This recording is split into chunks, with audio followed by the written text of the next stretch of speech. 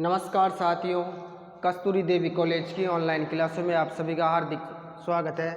जैसे कि हमारी चर्चा चल रही थी फर्स्ट ईयर में सेकंड पेपर के बारे में। जो सेकंड पेपर है आपके, उसमें एक दो कहानियाँ हो गई थी आपकी, कौन कौन सी? उसने कहा था और नमक का दारोगा। तो उसने कहा था और नमक का दारोगा दो कहानियाँ हो गई। और तीसरे नंबर की कहानी कौन सी आपकी? मधुआ। कौन सी? मधुआ। और इसके लेखक कौन है? जयशंकर प्रसाद। कौन है? जयशंकर प्रसाद। तो इससे पहले हमारी किसके बारे में चर्चा हुई थी? नमक का दारोगा। किसकी थी वो रचना? प्रेमचंद की, यानी जो मुंशी प्रेमचंद है उनकी रचना थी। कौन सी? नमक का दारोगा। जिसमें हमारी चर्चा हुई थी एक नवक विभाग खुलता है और उसमें एक दारोगा को क्या किया जाता है? नियुक्त किया जाता है। और जो अलोपीदीन था पंडित, वो उस क्षेत्र का क्या था? जाना माना प्रतिष्ठित पैसे वाला और प्रतिष्ठित व्यक्ति था। और उसका जो एक दूसरे से क्या था? लेन देन, क्या लाखों में टर्नओवर था उसका। किसका? अलोपीदीन का। तो अलोपीदीन जो नमक की गाड़ियां रात को जा रही थी उसको किसने रोका? जो बंशीधर नाम के एक दरोगा लगे थे नए नए, उसने। तो उसने अपनी ईमानदारी के लिए, यानी जो ईमानदार था ना वो इतना कि रिश्वत नहीं, अब वो रिश्वत के बल पर, यानी पंडित अलोपीदीन जो भी दरोगा आते थे उसको पैसों के बल पर अपना काम ऐसे कारोबार क्या करते थे वो रखते थे। और जो भी दरोगा जो भी उसकी अड़चन आती थी उसको पैसे से क्या कर देते थे? वो दूर कर देते। यानी लक्ष्मी धन के आगे वो किसी की नहीं चलने देते थे, यानी पैसों से वो सबको खरीद लेते थे। लेकिन जो नया दरोगा आया था बंशीधर, ये क्या था? इतना ईमानदार था कि उसने जितने भी पैसे देने चाहे उस पैसे में क्या हुआ? नहीं बिका नहीं। तो इस फिर बाद में वो कोर्ट वोट में जाकर के वहाँ पे भी पैसे से खिला करके वो मामला क्या होता था? शांत होता था। फिर बाद में कौन? पंडित अलोपीदीन किसके घर आते हैं? बंशीधर के घर आते हैं कि उसकी नौकरी वोकरी सब छूट जाती है इसकी वजह से। इसके घर आते हैं और उसे घर आकर के इसको अपनी जो संपूर्ण जायदाद है उसका स्थायी मैनेजर नियुक्त करते हैं। किसको? बंशीधर को। क्योंकि वो इसलिए इसको स्थायी मैनेजर नियुक्त करते हैं कि जो आदमी क्या एक गवर्नमेंट जॉब के कर रहा है और इसका इसमें कोई भी वो नहीं है, ज़्यादा कुछ मिलने वाला भी नहीं है। और फिर भी वो अपनी ईमानदारी के खातिर, यानी वो इतना ईमानदार है कि उसने अपनी ईमानदारी की खातिर चाहे नौकरी चली जाए लेकिन अपने ईमान से क्या नहीं हुआ? वो डिगा नहीं। और उस ईमान की खातिर क्या हो गई थी? उसकी नौकरी चली गई थी। तो इस चक्कर में वो प्रभावित होकर गया पंडित अलोपीदीन और उसको क्या किया? अपने स्थायी मैनेजर बना दिया अपने पूरी संपूर्ण जायदाद का, और उसको फैसिलिटीज और भी कुछ दी। तो इस प्रकार वो स्टोरी थी आपकी। कौन सी? नमक का दारोगा, जो मुंशी प्रेमचंद की कहानी है। अब आ गए जो नेक्स्ट कहानी आपकी तीसरे नंबर की, वो है मधुआ जयशंकर प्रसाद। तो जयशंकर प्रसाद की जो मधुआ कहानी है उसके बारे में अभी चर्चा करेंगे। तो उससे पहले हमें क्या है? जयशंकर प्रसाद जैसे कि हमारी चर्चा पिछली कक्षाओं में होती है, ये उसी के अकॉर्डिंग पहले हम इसके साहित्य के बारे में क्या करेंगे? चर्चा करेंगे। और फिर जैसे इसके साहित्य के बारे में जो संपूर्ण चर्चा होगी हमारी, उसके बाद में हम मधुआ कहानी के जो भी पात्र है, कौन कौन से इसके पात्र है, इसका कथानक क्या है, इस ये कहानी हमें क्या मैसेज देना चाहती है, वो सारा सब कुछ क्या संदेश देना चाहती है, इसमें लेखक हमें क्या मैसेज देना चाहता है, सारा सब कुछ जो भी है वो विस्तार से आगे पढ़ेंगे। लेकिन उससे पहले हमें जयशंकर प्रसाद के साहित्य के बारे में, यानी कि रचनाओं के बारे में, कहानियों के बारे में क्या है? सामान्य परिचय आना चाहिए। यानी पहले लेखक परिचय के बारे में हम क्या करते हैं? चर्चा करते हैं। तो जयशंकर प्रसाद के बारे में हम चर्चा करें तो इसका पहला बिंदु क्या अपने सामने? कि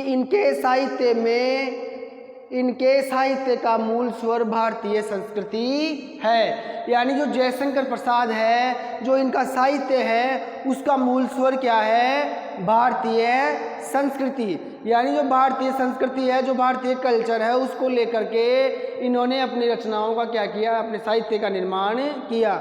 यानी जो भी कथानक या जो भी घटनाएं या जो भी समस्याएं या जो भी कथानक उठाया इन्होंने अपनी रचनाओं में, वो कहाँ से लिया? भारतीय संस्कृति से। यानी भारतीय संस्कृति इनके रचनाओं का या इनके साहित्य का मूल स्वर है। मूल स्वर का तात्पर्य ये है कि मूल रूप से, यानी जो घटना घटित होती है या जो भी कथानक है इनका मूल रूप से तो किसके ऊपर डिपेंड करेगा? वो भारतीय संस्कृति, यानी भारतीय संस्कृति के ऊपर पूरी तरह से डिपेंड है इनका पूरा साहित्य। किसका? जयशंकर प्रसाद का। तो पहला बिंदु कौन सा हो गया? इनके साहित्य का मूल स्वर क्या हो गया? भारतीय संस्कृति। यानी कोई सा भी साहित्य लिखे, नाटक लिखे, कविता लिखे, कहानी लिखे, उपन्यास लिखे, निबंध, कोई सी विधा पे लेखनी चलाए अपनी, उसका मूल, यानी उसके मूल में किसको इम्पोर्टेंस देते हैं? ये भारतीय संस्कृति को। भारतीय संस्कृति को सबसे पहली प्राथमिकता इनकी रहती है। अब बात करें आगे। आदर्शवाद से ओतप्रोत इनकी कहानियों में कोमल भाव, आवेग, अंतर्द्वंद, गीतात्मकता तथा व्यक्ति दृष्टि की प्रधानता है। तो किस किस की प्रधानता है इनकी कहानियों में, इनकी रचनाओं में? आदर्शवाद से ओतप्रोत, यानी जो इनका साहित्य है वो कैसा है? आदर्शवादी। कैसा? यानी जो आदर्शों पर चलते हैं, यानी सच्चा, जो भी आदर्श हो, सच्चाई हो, ईमानदारी हो, जो पुराने आदर्श बने हुए हैं, रीति रिवाज बने उनके ऊपर, यानी आदर्शवाद से ओतप्रोत, यानी पूरी तरह से आदर्शवाद को समर्पित है इनका साहित्य। तो इनकी कहानियों में आदर्शवाद से ओतप्रोत, इनकी कहानियों में, यानी जो आदर्शवादी, यानी एक तो होती है यथार्थवाद और एक होता है आदर्शवाद, यानी नए नए आदर्श प्रस्तुत करो। यथार्थ होता है जो जैसी स्थिति को उसी अनुसार आप क्या करो, उसका वर्णन करो, यानी वास्तविक स्थिति को आपको क्या करना, अपने साहित्य के माध्यम से बताना हो। लेकिन एक आदर्श प्रस्तुत करते हैं कि हम इस प्रकार समाज को सुधार सकते हैं, या ऐसा करके हम इस समाज को बहुत आगे ले जा सकते हैं, या ये सुधार कर सकते हैं। यानी एक आदर्शवाद से ओतप्रोत का क्या है इनकी कहानियों में, जो इनकी कहानियां हैं जो आदर्शवाद से क्या है, ओतप्रोत है, यानी आदर्शवाद से बनी हुई है या आदर्शवाद से संबंधित है। में कोमल भाव, कौन सा भाव? कोमल भाव, यानी निर्मल और क्या मधुर भाव होना चाहिए, यानी कोमल भाव होना चाहिए। तो में ओतप्रोत कोमल भाव, आवेग, यानी क्या होना चाहिए? आवेग होना चाहिए। अंतर्द्वंद, यानी जो अंतर्द्वंद, यानी जो मन में जो द्वंद, यानी द्वंद चलता रहता है, ये करूँ ये करे या ये नहीं करे, या ये करे या नहीं करे, यानी किसी दो चीज़ को लेकर के या दो बातों को लेकर के आपके मन के अंदर जो अंतर्द्वंद चलता है उसे अंतर्द्वंद कहते, अंतर्द्वंद कहते हैं। तो अंतर्द्वंद गीतात्मकता, यानी गीतात्मकता यानी ज्ञेय शैली, तो गीतात्मकता तथा व्यक्ति दृष्टि, यानी जो व्यक्ति की दृष्टि होती है, यानी किसी मनुष्य की देखने की क्षमता, यानी जो दृष्टि होती है उनका नजरिया कैसा है, यानी जैसे सबका दृष्टि, यानी सबका नजरिया क्या होता है, अलग अलग होता है। जो उनका नजरिया है, जो उनकी व्यक्ति दृष्टि की प्रधानता है। तो कहने का मतलब ये है, इस पॉइंट से ये तात्पर्य है कि जो जयशंकर प्रसाद जी हैं, जो उनकी कहानियाँ वो किससे संबंधित है? आदर्शवाद से संबंधित है। तो जो आदर्शवाद से संबंधित इनकी कहानियाँ हैं उनमें कौन कौन सी विशेषताएं हैं? उनमें कोमल भाव है। कैसे भाव है? यानी कोमल मधुर रचनाएं, यानी कठोर भाव नहीं है, यानी कोमल और मधुर भाव है। और आवेग है, यानी आवेग है उनके अंदर, और अंतर्द्वंद है, यानी जो द्वंद चलता रहता है वो, यानी दो बातों को लेकर के, दो किसी वस्तुओं को लेकर के जो अंतर्द्वंद चला हो वो। और गीतात्मकता यानी ज्ञेयता है, यानी गाने योग्य है, यानी लय है। तथा व्यक्ति दृष्टि की प्रधानता है, यानी जो उसका नजरिया है, यानी जो व्यक्तिगत नजरिया होता है सबका अलग अलग, उसकी क्या है? प्रधानता है। किसमें? जयशंकर प्रसाद की कहानियों में। तो जयशंकर प्रसाद की कहानियों की ये प्रमुख विशेषताएं आपके सामने है। अब नेक्स्ट बिंदु की चर्चा करते हैं हम।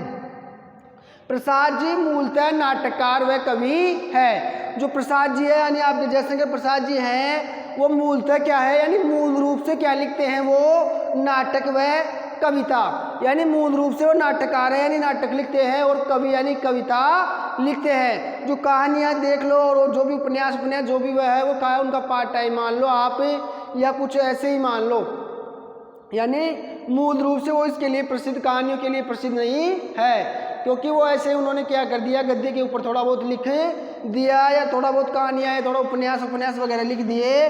लेकिन मूल रूप से बात की जाए या मुख्य रूप से बात की जाए तो वो क्या है? नाटककार है, यानी वो नाटक के ऊपर ज़्यादा लिखते हैं, यानी नाटकों पे उनका ज़्यादा फोकस रहता है, और कविताओं के ऊपर, यानी मूलतः वो नाटककार कवि माने जाते हैं। वैसे उन्होंने कहानियाँ व उपन्यास भी लिखे हैं भाई, वैसे तो और विधाओं पर भी उन्होंने अपनी लेखनी चलाई, लेकिन अगर मुख्य बात आए तो मुख्य बात क्या आएगी? नाटक व कविता, यानी नाटक व कविता के क्षेत्र में उन्होंने बहुत ही बड़ा मुकाम हासिल किया, प्रसिद्धि प्राप्त की। किसने? जयशंकर प्रसाद जी ने। अब नेक्स्ट आगे चर्चा करते हैं हम चौथे बिंदु पर।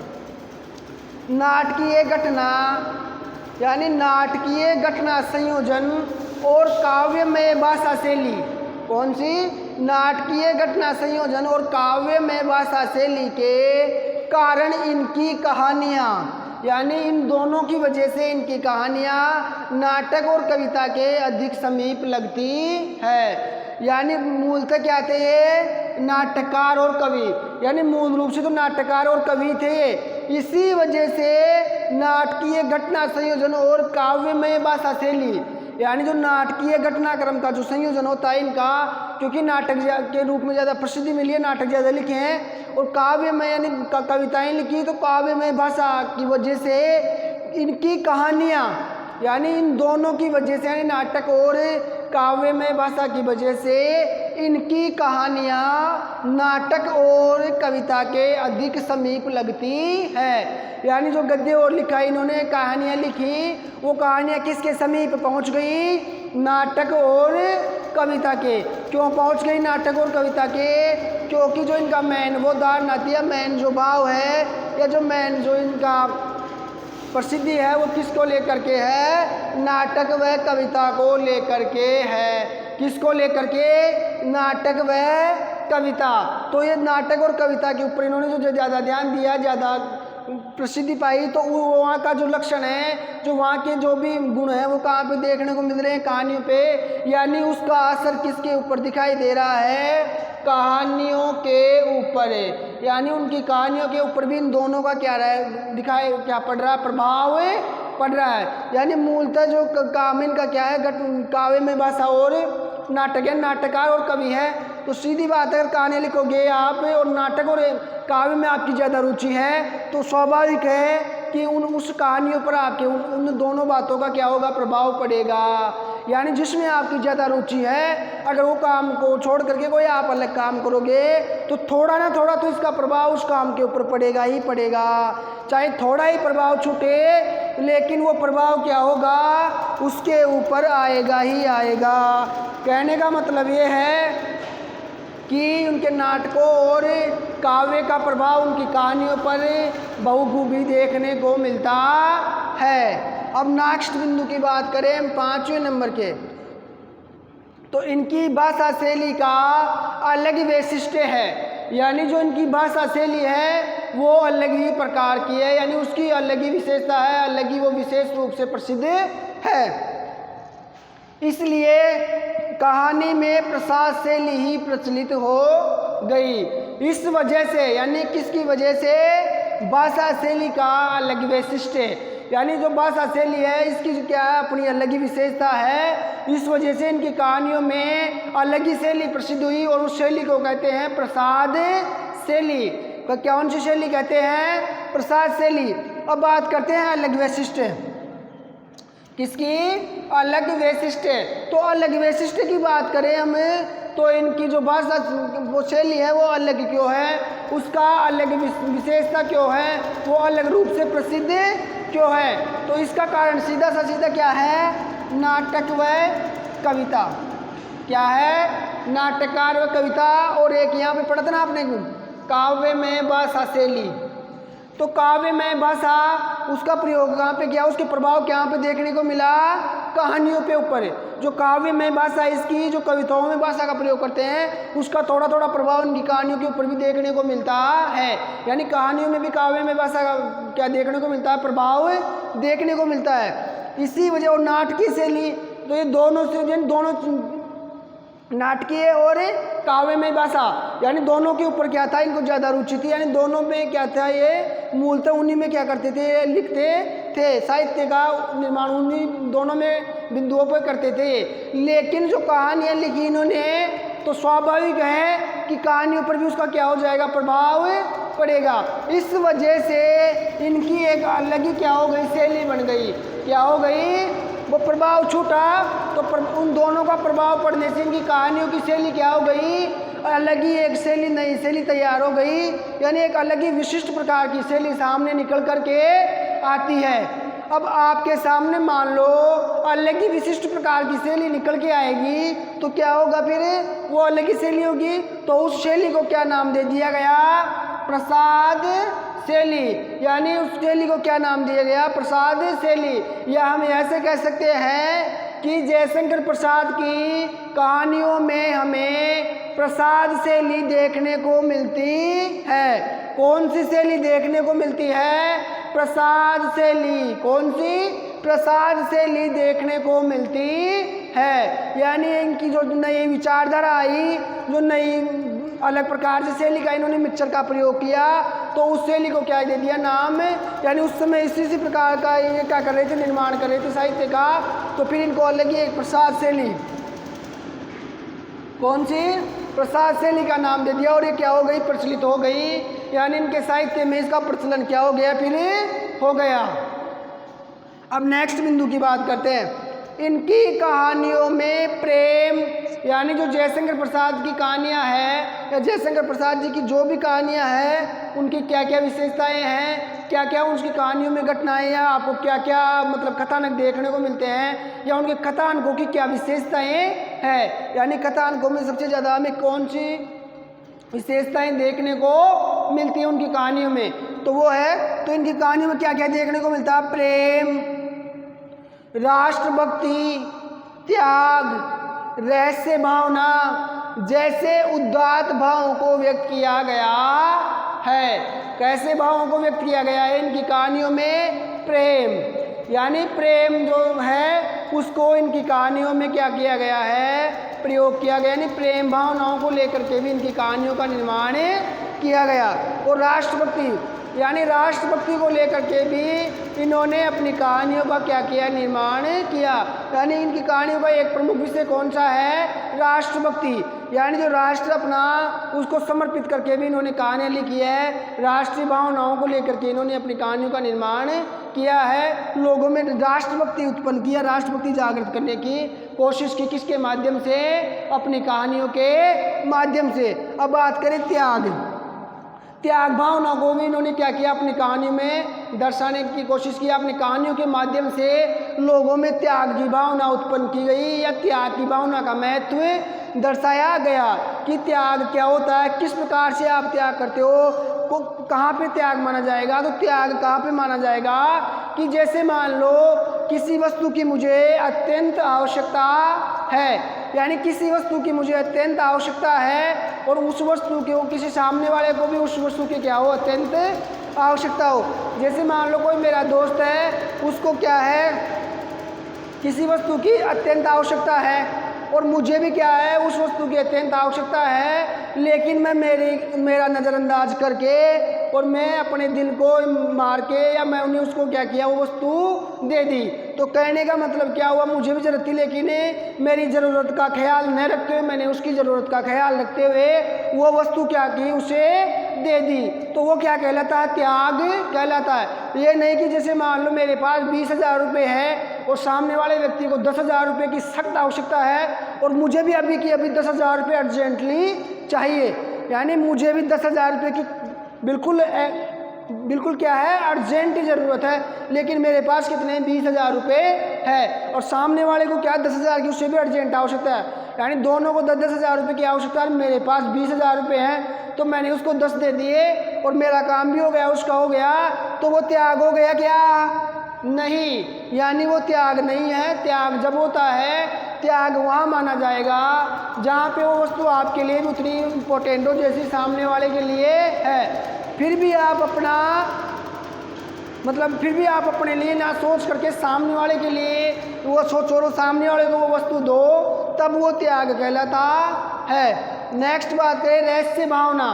तो रहस्य भावना का मतलब ये है कि जैसे कहानी के माध्यम से या रचनाओं या साहित्य के माध्यम से कुछ रहस्य होता है ना रचनाओं में, यानी रहस्यमय रचनाएं होती हैं जिनमें रहस्य छिपा होता है। उस रहस्य का क्या होता है? उसके माध्यम से वर्णन किया जाता है। तो कुछ रहस्य भावनाएं हो, रहस्य भावनाओं को लेकर भी क्या किया जाता है? रचनाओं का निर्माण किया या अपनी कहानियों में रहस्य भावनाओं को भी क्या दिया? रहस्य भावनाओं को भी उसने अपने कहानियों का विषय बनाया, अपनी कहानियों में स्थान दिया। यानी कुछ रहस्य हो तो रहस्य ही बन के रहे, यानी रहस्य रूप में क्या रचनाओं का निर्माण हो, आखिर में जाके रहस्य खुले या खुले ही नहीं। जैसे उदात्त भाव, कैसे भाव? उदात्त यानी चमकदार भाव, वो प्रभावशाली भावों को व्यक्त किया है। उदात्तता यानी प्रभावशालीता, यानी प्रभाविता या प्रभावी क्या हो? प्रभाव में विचारों, तो उन प्रभाव में विचारों को या उदात्त भावों को अपनी कहानियों में क्या किया, स्थान दिया। तो उदात्त भाव कौन कौन से हो गए? प्रेम, राष्ट्रभक्ति, त्याग और रहस्य भावना। यानी प्रेम का, राष्ट्रभक्ति का, त्याग का और रहस्य भावना का, इनका उदात्त चरित्र या उदात्त भाव प्रसाद की कहानियों में देखने को मिलता है। किन की कहानियों में? प्रसाद जी की कहानियों में देखने को मिलता है।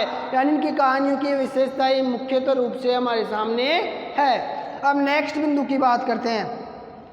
प्रसाद ऐसे कहानीकार हैं जो कहानी के रचना पर का प्रसाद ऐसे कहानीकार हैं, यानी कैसे कहानीकार है प्रसाद जी?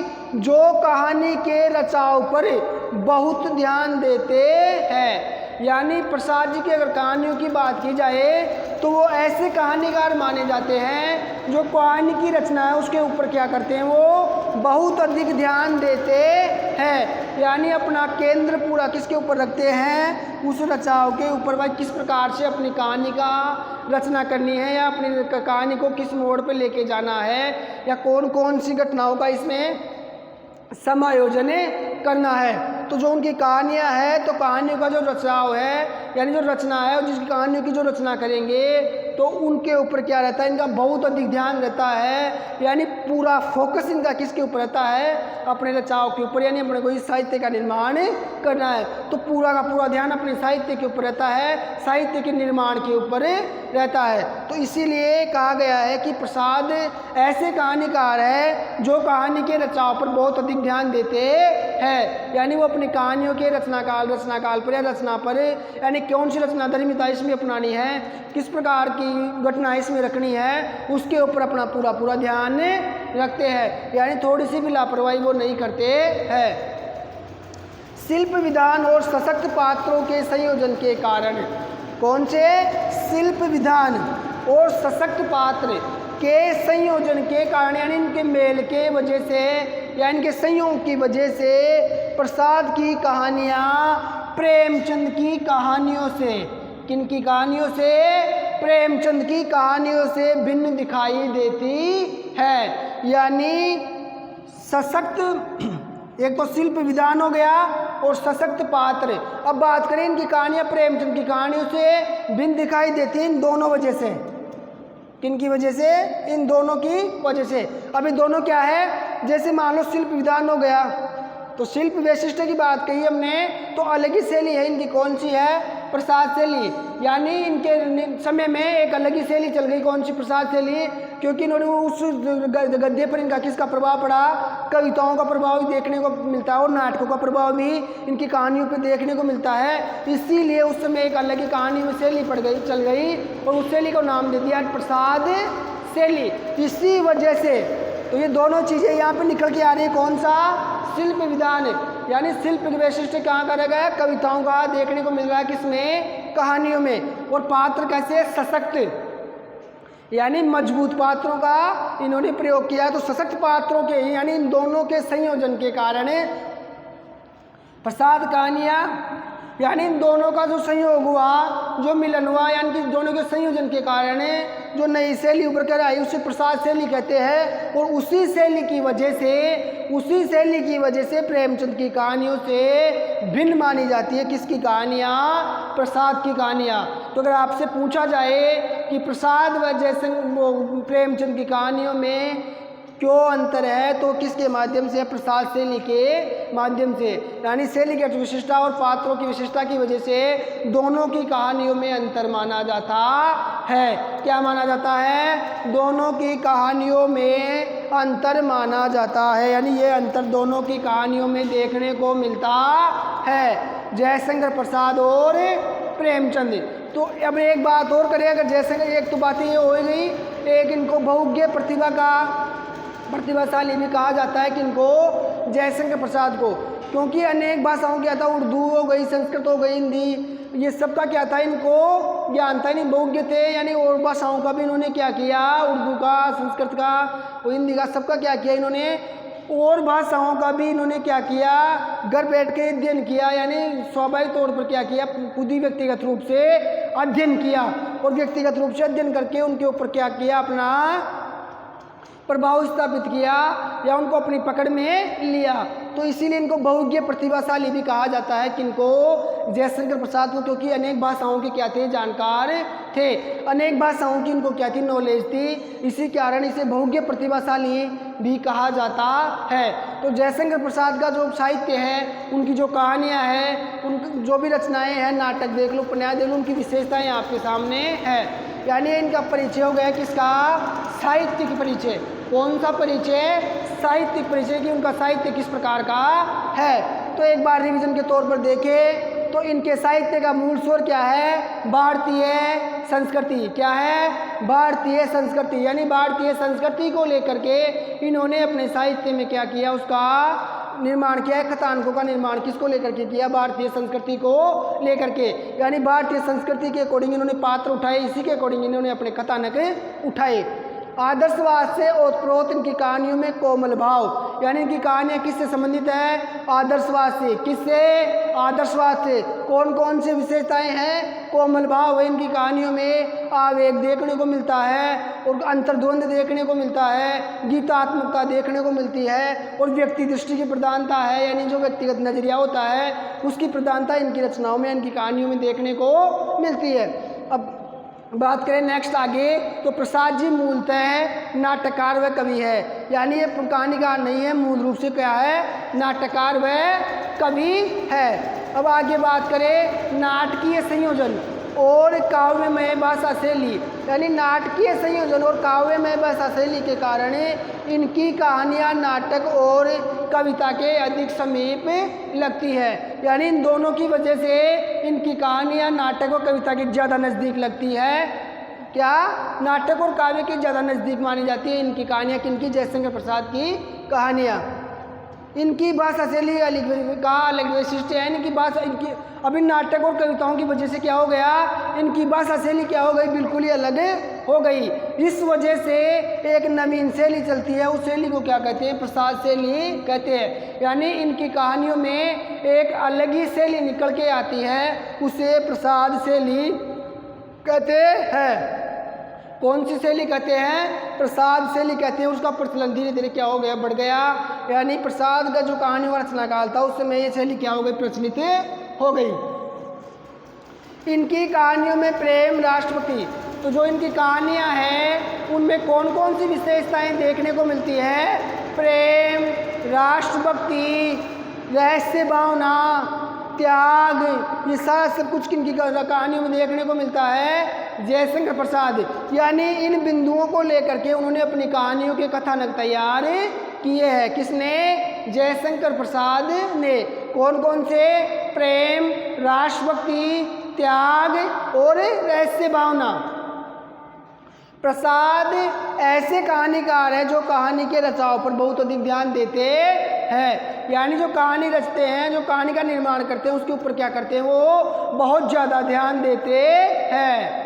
आगे नेक्स्ट की साहित्य की विशेषता के बारे में बात करें तो शिल्प विधान और सशक्त पात्रों के संयोजन के कारण, यानी तो शिल्प विधान यानी शिल्प जो विशिष्ट है इनका और सशक्त पात्र संयोजन है इनका, उसकी वजह से इनको किनसे, प्रेमचंद की कहानियों से अलग माना जाता है। यानी इस वजह से प्रसाद की कहानियों को प्रेमचंद की कहानियों से क्या माना जाता है, अलग माना जाता है, भिन्न माना जाता है, या दोनों में अंतर माना जाता है। तो ये जयशंकर प्रसाद के साहित्य की विशेषताएं कंप्लीट होती है। अब आगे नेक्स्ट जो क्लास होगी आपकी, उसमें जो मधुआ नामक कहानी है जयशंकर प्रसाद की, इसके पात्रों के बारे में और इस कहानी का कथानक क्या है उसके बारे में हम विस्तार से क्या करेंगे, चर्चा करेंगे। और लेखक इस कहानी के माध्यम से आपको क्या मैसेज देना चाहता है और कहाँ तक उसने इस मैसेज देने में वो अपना उद्देश्य जो भी है उसका, उसमें कहाँ तक उसको सफलता मिली है, मिली भी है या नहीं मिली है, इसका हम कल अगली जो नेक्स्ट क्लास आएगी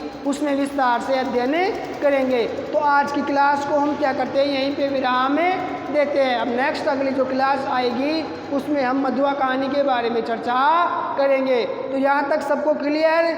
और जैसे मैं आपको रोज़ बोलता रहता हूँ कि जो भी नोट्स मैं लिखाते चल रहा हूँ उनको हाथों हाथ क्या करना, आपको नोट करते हुए चलना है। तो फिर क्या रहेगा, आपको एग्जाम में ज़्यादा परेशानी नहीं आएगी। इसीलिए हाथों हाथ क्या करो, इनको नोट करते हुए चलो, आलस करने की ज़रूरत नहीं है। अगर आलस करोगे तो फिर एग्जाम में आपके क्या हो जाएंगे, नंबर कम आएंगे, यानी मार्क्स लाने में फिर आपको दिक्कतें आएगी। जितनी मैं मेहनत कर रहा हूँ आप लोगों के सामने, उसी मेहनत के साथ, उसी लगन के साथ आपको भी मेहनत करते हुए, नोट्स बनाते हुए, क्या समझते हुए पढ़ना है। तो इस बात का आप मद्देनजर रखते हुए क्या करो, अपनी तैयारी को कंटिन्यू रखो। धन्यवाद।